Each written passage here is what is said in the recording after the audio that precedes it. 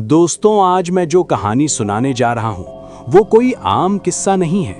ये उस पुरानी हवेली की दास्तान है जहां जाने की हिम्मत आज तक किसी ने नहीं की। और इस हवेली में जो गुजरी थी उसका नाम सलमा था। सलमा एक खूबसूरत मासूम सी लड़की, लेकिन किस्मत ने उसके साथ कुछ ऐसा खेल खेला कि उसका नाम सुनते ही इस गांव के लोग आज भी सहम जाते हैं। सलमा के साथ 3 दोस्त थे, आरिफ, गुड्डू और नादिर। चारों एक ही गांव के थे और अक्सर शाम को तालाब के पास बैठकर बातें किया करते। उनके गांव के बाहर एक टूटी फूटी हवेली खड़ी थी। लोग कहते थे कि उस हवेली में आत्माएं रहती हैं, रात को वहां अजीब चीखें गूंजती हैं। लेकिन जवान दिल डर से ज्यादा जिज्ञासा को मानते हैं। एक दिन दोस्तों ने सोचा, अगर इतना ही डर है तो क्यों ना जाकर देखा जाए इस हवेली को। सलमा ने पहले मना किया, मगर जब आरिफ ने हंसते हुए कहा, क्या सलमा भी भूत से डरती है, तो उसके दिल में एक अजीब जिद पैदा हुई। ठीक है, अगर तुम सब चल रहे हो तो मैं भी चलती हूं। रात का वक्त था, आसमान पर बादल थे, हवा में सन्नाटा, पेड़ों की डालियां सरसराती थीं और उनके बीच ये चारों हवेली के दरवाजे तक पहुंचे। वहां का लोहे का दरवाजा जंग लगा था, जैसे सालों से किसी ने छुआ तक ना हो। जैसे ही उन्होंने उसे धक्का दिया, दरवाजे की आवाज कानों में सीधे उतर गई। हवेली के अंदर धूल जमी थी, चारों तरफ मकड़ी के जाले, टूटी फूटी दीवारें और सीलन की तेज गंध। नादिर ने हंसकर कहा, देखा, यहां कुछ नहीं है, बस लोग बातें बना देते हैं। लेकिन तभी हवेली की सीढ़ियों पर धीमी आहट सुनाई दी, जैसे कोई ऊपर से धीरे धीरे उतर रहा हो। चारों दोस्तों ने एक दूसरे को देखा। उनके दिल की धड़कन तेज हो गई। सलमा ने सबसे आगे बढ़कर कहा, कौन है? कोई जवाब नहीं आया, लेकिन वो आहट बढ़ती चली गई। अचानक सीढ़ियों की अंधेरी छाया में एक पर्दा नशीन औरत दिखाई दी। उसका चेहरा ढका हुआ था और पांव जमीन को छुए बिना चल रहे थे। गुड्डू की चीख निकल गई, भूत! डर के मारे तीनों पीछे हट गए, लेकिन सलमा वहीं ठिठक गई। वो औरत धीरे धीरे उसके पास आई और बहुत धीमी आवाज में बोली, सलमा, तू क्यों आई है यहां?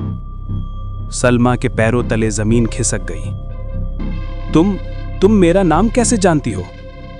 और तभी उस औरत ने अपना चेहरा उठाया। चेहरा इंसानी नहीं था, आंखें खून से लाल, होंठ कटे हुए और मुंह से सड़ी हुई बदबू। सलमा चीखती रह गई, लेकिन उसकी आवाज गले में ही अटक गई। गुड्डू और नादिर भागने की कोशिश करने लगे, लेकिन हवेली का दरवाजा अचानक अपने आप बंद हो गया। गुड्डू दरवाजा पीटता रहा, चिल्लाता रहा। अचानक उसने देखा कि दरवाजे पर खून टपक रहा है। उसी खून से कोई उसे पकड़कर खींचने लगा। गुड्डू की चीखें हवेली में गूंज उठी और अगले ही पल उसका शरीर दीवार में ऐसे समा गया जैसे कभी अस्तित्व ही नहीं था। नादिर सीढ़ियों की तरफ भागा, लेकिन सीढ़ियां अचानक नरम हो गईं। वो कीचड़ जैसी बन गईं और उसमें नादिर का पूरा शरीर धंसने लगा। वो बचाने की गुहार करता रहा, पर उसकी सांसें वहीं थम गईं। आरिफ और सलमा दोनों हवेली के बीचों बीच खड़े रह गए।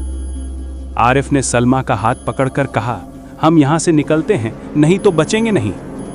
लेकिन तभी हवेली की दीवारों पर खून से लिखा एक नाम चमकने लगा, सलमा।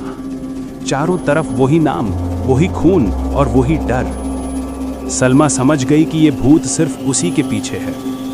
आरिफ ने उसे खींचने की कोशिश की, लेकिन अचानक हवेली की छत से काले परिंदे टूट पड़े। सैकड़ों कौवे आरिफ पर टूट पड़े। उसकी आंख, उसका चेहरा, सब नोच डाला। आरिफ वहीं गिर पड़ा। सलमा पागलों की तरह हवेली के अंदर भागी, लेकिन रास्ता बार बार बदल रहा था। सीढ़ियां कहीं और ले जाती, दरवाजे खुलकर अंधेरे कुओं की तरफ जाते। आखिरकार वो औरत फिर सामने आई।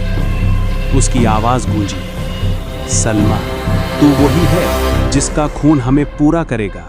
तू वही है जिस पर यह हवेली जिंदा है। सलमा कांपते हुए बोली, मैंने तुम्हारा क्या बिगाड़ा है? वो औरत हंस पड़ी। उसकी हंसी हवेली की दीवारों से टकराकर और डरावनी हो गई। तेरी रगों में उसी खानदान का खून है जिसने मुझे धोखा दिया था। मैं तब से यहां कैद हूं और आज तू आ गई है। सलमा भागना चाहती थी मगर हवेली की जमीन अचानक दरक गई। नीचे आग की लपटें उठीं।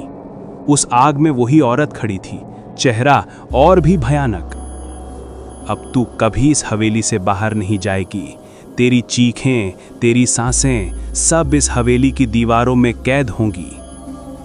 गांव वाले कहते हैं उस रात हवेली से सलमा की चीखें गूंजती रहीं। दूसरे दिन जब लोग हवेली गए तो उन्हें सिर्फ 3 जले हुए निशान मिले, जहां आरिफ, नादिर और गुड्डू खड़े थे। सलमा का कोई पता नहीं चला, पर आज भी जो कोई उस हवेली में जाता है उसे औरत की आवाज सुनाई देती है, बहुत धीमी और ठंडी आवाज, सलमा, सलमा। और कभी कभी हवेली की खिड़कियों में एक लड़की की परछाई दिखती है। लोग कहते हैं वो सलमा ही है जो अब हवेली की कैदी बन चुकी है।